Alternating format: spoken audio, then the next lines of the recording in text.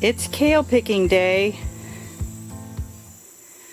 but it looks like I'm going to have to sort out some buggy leaves. Fortunately, they don't all look that way. I also have some pretty good looking Swiss chard to add to the mix. It's these bad boys that are the culprit. See those more mature ones, and then right there in the middle is a little baby one.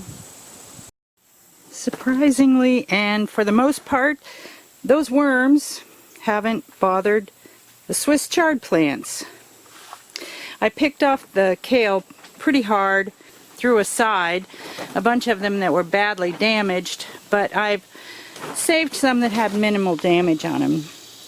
I was able to get a nice bowl of both kale and Swiss chard. There's a lot more kale in there than the Swiss chard, so let's get to the house. I'm back in the kitchen, and I'm going to put these greens in salt water because I know that they have some insects on them, basically those worms, and the salt water will kill those worms. They'll float to the top, and I'll be able to wash them off easily. If I use plain water, I might miss some of the worms that are really attached to the leaf, and we don't want to eat them. I'm going to add quite a bit of salt to this. I'm not going to leave the salt on the greens very long, just long enough to get those insects killed, and then I'll drain it and rinse it. I'm setting aside the Swiss chard first because it doesn't seem to have the insect damage on it. They grew side by side, but the bugs like the kale better. I'm washing the kale in small batches, swishing it around really well, and then I have to inspect every leaf to make sure there's not some kind of insect on there.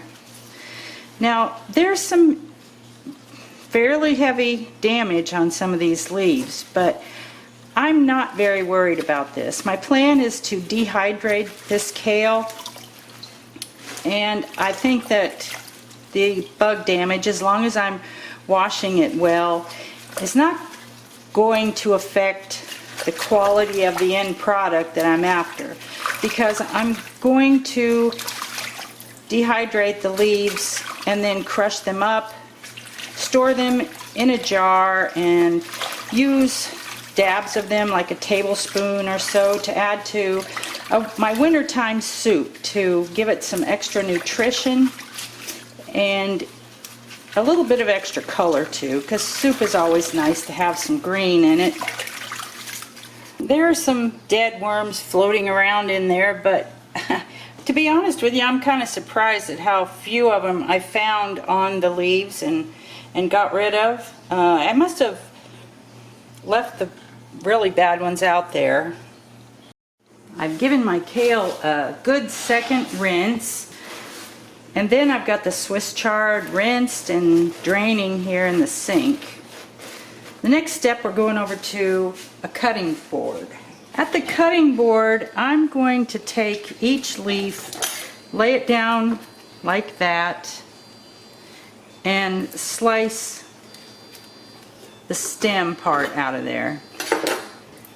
Actually, with this kind of kale, which is improved Siberian kale, we always just eat the stem when we cook it. But for the dehydrating purpose today, I'm going to cut the stem out, the rib, you might call it, just to show you, so you can decide for yourself which way you like to do it. You can also just lay the leaf flat and slice down each side of that rib. And to tell you the truth, that's a little bit faster.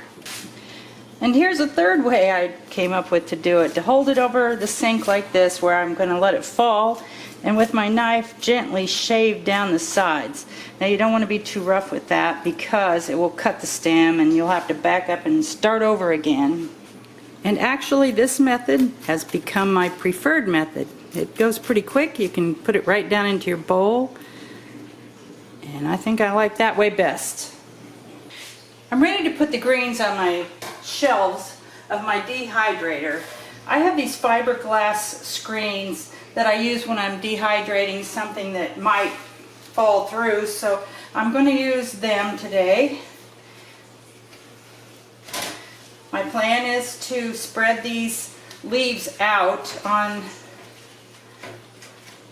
the tray so that they can get good airflow, but I've got quite a bit here, so I'm going to have to make them fairly crowded in order to get them all in. For now, I'll stack them on top of each other. That'll help mash the leaves down so I can get them into the dehydrator without as much trouble. I have my shelves all stacked up here. They're each layered. I've got them pressing down on top of each other because I was hoping to mash it a little bit flatter, because it's hard to get the racks in there whenever the fluffy stuff is sticking up and it drags on each other. So let's get it outside where I have my dehydrator. In the summer, I keep my dehydrator out on my patio table so that I'm not heating up my house. I'll be starting at the bottom and doing my best to slide those in there without dislodging any of the leaves. Lift it up as high as I can to get it in and then set it down. I think setting them on top of each other has helped because it mashed them down pretty good. It's a little bit challenging to keep them lined up with each other and not end up with something cockeyed.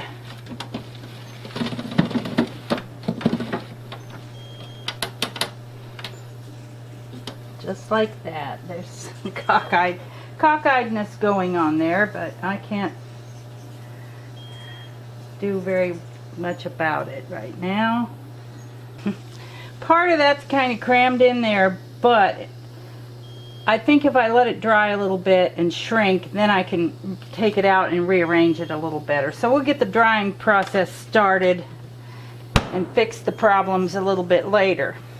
First thing I'm going to do is set the temperature, and I will make it 125 degrees. That's what I typically dry things at. And then the time, well, I'm going to set it for 5 hours, and then I'm going to check it. I'll set myself an alarm and come out here and check it about that time. Well, it hasn't been the full amount of time yet, but I'm checking this and I think it's very dry. So I'm going to go ahead and look through it and take out everything that seems crunchy. It's kind of amazing how this dried out like this. It's just like a sheet of crunchy paper now. Most of it turned out dry, but I did have some that was a little bit too wet still, so I piled it all on one tray, and I'm going to let that dry a little bit more. Since I'm heating the dehydrator again, I put my other kale that's dry in a smaller pan, and I'm setting it in there so that it can dry out any more if it needs to. Everything on here seems to be nicely dried. So I'm going to take this along with this pan of dried kale, and I'm going to crumble it up. I'm not going to powderize it, but I'm going to crumble it up and store it in a jar.